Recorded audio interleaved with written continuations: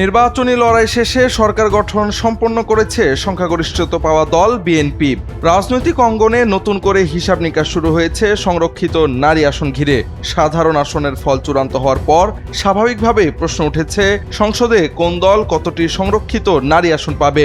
জোটের শক্তি, স্বতন্ত্রদের অবস্থান এবং দলভিত্তিক আসন সংখ্যা মিলিয়ে তৈরি হচ্ছে নতুন সমীকরণ। ত্রয়োদশ জাতীয় সংসদ নির্বাচনে মোট 296টি আসনের গ্যাজেট প্রকাশ করেছে নির্বাচন কমিশন। গ্যাজেট অনুযায়ী বিএনপি জোট 211টি, জামাত জোট 74টি এবং স্বতন্ত্র প্রার্থীরা 7টি আসন পেয়েছেন।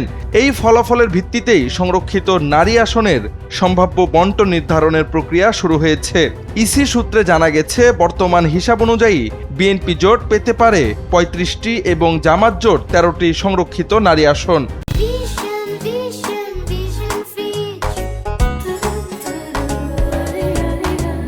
সংসদে একটি সংরক্ষিত নারী আসন পেতে ন্যূনতম 6 জন নির্বাচিত সংসদ সদস্য থাকা প্রয়োজন। সেই হিসেবে 7 জন স্বতন্ত্র সদস্য থাকায় তারাও একটি সংরক্ষিত নারী আসন পাওয়ার সুযোগ পাচ্ছেন।